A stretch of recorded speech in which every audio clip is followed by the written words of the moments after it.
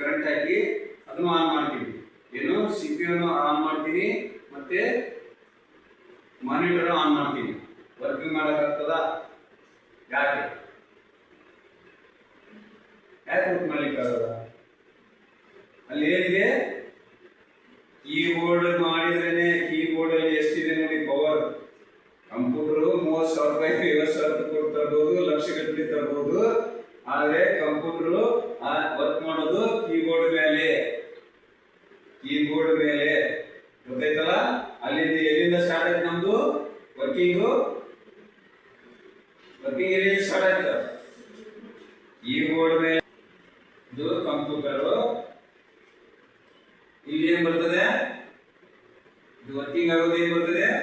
ಮೊದಲು ಕೀಬೋರ್ಡ್ ಬರ್ತದೆ. ಇದಕ್ಕೆ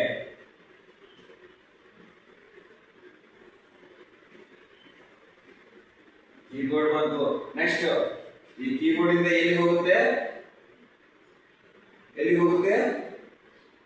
ಕಂಪ್ಯೂಟರ್ ಹೋಗಲ್ಲ. ಕಂಪ್ಯೂಟರ್ಗೆ ಹೋಗಲ್ಲ, ಡೈರೆಕ್ಟ್ ಆಗಿ ಕಂಪ್ಯೂಟರ್ ಹೋಗಲ್ಲ. ಎಲ್ಲಿ ಹೋಗುತ್ತೆ? ಮತ್ತೆ ಎಲ್ಲಿ ಹೋಗುತ್ತೆ? ಇದು ಸಿಪಿಒ ಅಂದ್ರೆ ಸೆಂಟ್ರಲ್ ಪ್ರೊಸೆಸ್ ಯೂನಿಟ್.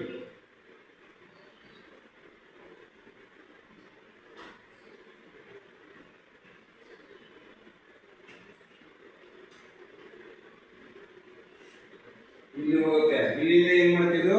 ಔಟ್ಪುಟ್ ಅನ್ನು ಕೊಡುತ್ತದೆ, ಇನ್ಪುಟ್ ಅನ್ನು ಕೊಡುತ್ತದೆ. ಅಂದ್ರೆ ನಾವು ಕೀಬೋರ್ಡ್ ಅಲ್ಲಿ ಕೆಲಸ ಮಾಡಿದ್ರೆ ಇಲ್ಲಿಗೆ ಹೋಗಿ ಇಲ್ಲಿಂದ ಎಲ್ಲಿ ಹೋಗುತ್ತೆ? ಈಗ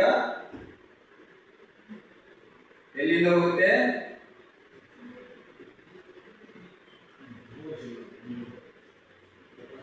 ಅಲ್ಲೊಂದು ಮೆಮೊರಿ ಇದೆ. ಏನ್ ಮೆಮೊರಿ ಇದೆ?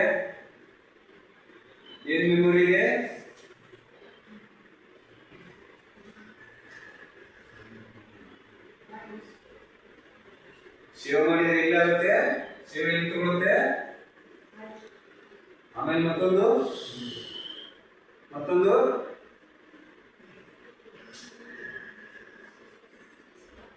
ಇದು ಮೆಮೊರಿ ಪವರ್ಸ್. ಇವು ಮೆಮೊರಿ ಇದ್ದಂಗೆ. ಇವು ಅವು ಏನ್ ಮಾಡ್ತವೆ? ನಾವು ಏನೇನು ಕೆಲಸ ಮಾಡಿದ್ರು ಈ ಸಿಪಿಯು ಅಲ್ಲಿ ಅಡಾಪ್ಟ್ ಮಾಡಿದ್ವಲ್ಲ, ಈ ಮೆಮೊರಿ ಹೋಗಿ ಮೆಮೊರಿಯಿಂದ ಏನಾಗುತ್ತೆ? ಮೆಮೊರಿಯಲ್ಲಿ ಸೇವ್ ಆಗ್ತವೆ. ನಾವು ಸೇವ್ ಮಾಡಿದ್ರೆ ಸೇವ್ ಆಗ್ತವೆ, ಇಲ್ಲ ತೋರಿಸ್ತವೆ ಅಷ್ಟೇ. ಸೇವ್ ಮಾಡಿದ್ರೆ ಅಲ್ಲಿ ಮೆಮೊರಿಯಲ್ಲಿ ಆಮೇಲೆ ಮತ್ತೆ ಏನಾಗುತ್ತೆ? ಮತ್ತೆ ಎಲ್ಲಿ ಬರ್ಬೇಕು? ಈಗ ಔಟ್ಪುಟ್ ಅಲ್ಲಿ ಏನ್ ಬರ್ತದೆ?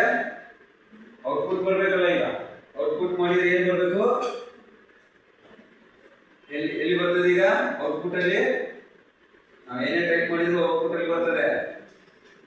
ಸಾಫ್ಟ್ವೇರ್ ಮುಖಾಂತರ ಬರಲಿ, ಇನ್ನೊಂದು ಬರಲಿ, ಮುಂದೆ ಎಲ್ಲಿ ಹೋಗುತ್ತದು? ಔಟ್ಪುಟ್ ಅಲ್ಲಿ ಹೋಗುತ್ತೆ. ಔಟ್ಪುಟ್ ಯಾವ ತರ ಹೋಗುತ್ತೆ?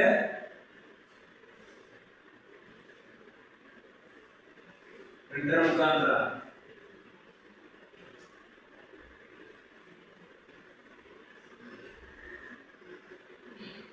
ಅಂದ್ರೆ ನಾವು ಏನೇ ದತ್ತಾಂಶ ಮಾಡ್ತೀವಿ, ಪೇಪರ್ ಕೊಡ್ತೀವಿ, ಎಲ್ಲ ಕೊಡ್ತೀವಲ್ಲ, ಈ ತರ ಸ್ಟ್ರಕ್ಚರ್ ಅಲ್ಲಿ ಇದು ವರ್ಕ್ ಮಾಡುತ್ತೆ.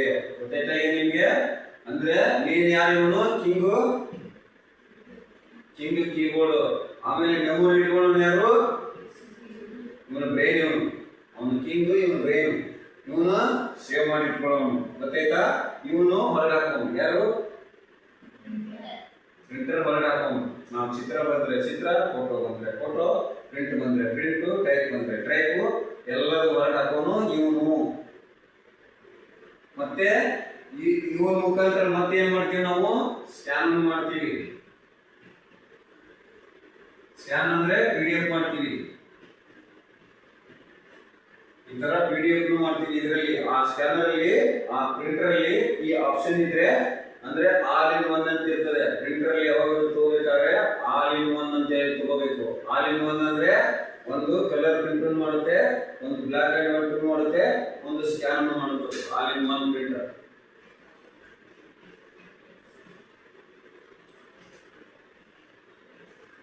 ಈಗ ಆಲ್ ಇನ್ ಒನ್ ಪ್ರಿಂಟರ್ ಇರ್ತದೆ. ಅದಕ್ಕೆ ಗೊತ್ತಾಯ್ತಾ? ಅದ್ರ ಮೇಲೆ ಬರ್ದಿರ್ತಾರೆ ಆಲ್ ಇನ್ ಒನ್ ಅಂತ ಹೇಳಿ. ಅದ್ರ ಬಾಕ್ಸ್ ಮೇಲೆ ಬರ್ದಿರ್ತಾರೆ. ಅದನ್ನ ಏನ್ ಮಾಡ್ತದೆ, ಕಲರ್ ಪ್ರಿಂಟ್ ಕೊಡುತ್ತೆ, ಸ್ಕ್ಯಾನ್ ಕೊಡುತ್ತೆ, ಇದು ಮಾಡುತ್ತೆ. ಸ್ಕ್ಯಾನ್ ಅಂದ್ರೆ PDF.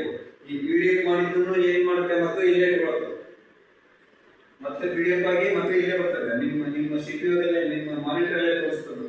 ಮಾನಿಟರ್ ತೋರಿಸ್ಬೇಕಾದ್ರೆ ಇಲ್ಲಿ ಬಂದು ಕುತ್ಕೊಂಡಿರ್ತದೆ, ಡೌನ್ಲೋಡ್ ಆಗಿರ್ತದೆ. ಅದು ಈ PDF ಫೈಲ್ ಇಲ್ಲಿ ಬಂದು ಮತ್ತೆ ನಿಮಗೆ ಅಲ್ಲೇ ಸೇರ್ತದೆ. ಮತ್ತೆ ಅದನ್ನು ತಗೊಂಡೋಗಿ ನೀವು ಓಪನ್ ಮಾಡಿದ್ರು ಓಪನ್ ಆಗುತ್ತೆ.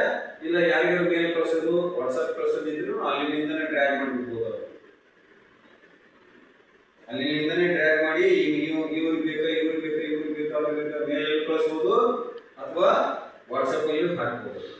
ಫೋಟೋ ಇದ್ರು ಹಾಕ್ಬೋದು, ಎಲ್ಲ ಇದ್ರು ಹಾಕ್ಬೋದು. ನಾವು ಏನೇ ಮಾಡಿದ್ರು ತಗೊಂಡು ಬಂದು ಹಾಕ್ಬೋದು. ಅಥವಾ ಬೇಡ ಅಂದ್ರೆ ಸ್ಟೋರ್ ಮಾಡಿ ಪೆನ್ ಡ್ರೈವ್ ಅಲ್ಲಿ ಇಟ್ಕೋಬಹುದು. ಇದೆಲ್ಲ ಇದೆಯಲ್ಲ, ನಾವು ಪ್ರೋಗ್ರಾಮ್ ಏನೇನು ಮಾಡ್ತೀವಲ್ಲ ಪೆನ್ ಡ್ರೈವ್ ಅಲ್ಲಿ ತಂದು ಇಟ್ಕೋಬಹುದು. ಅದಕ್ಕೆ ವಾಟ್ಸಪ್ ಏನ್ ಬರ್ತಾ ಇದೀನಲ್ಲ ನಾನು ಒಂದೊಂದೇ ಇದ್ರದ್ದು ಸಿಸ್ಟಮ್ ಈ ತರ ಇರ್ತದೆ, ವರ್ಕಿಂಗ್ ಸಿಸ್ಟಮ್ ಇದು. ಅಂದ್ರೆ ನಮಗೆ ಥಿಂಕ್, ಬ್ರೈನ್, ಈ ತರ ಮೆಮೊರಿ, ಆ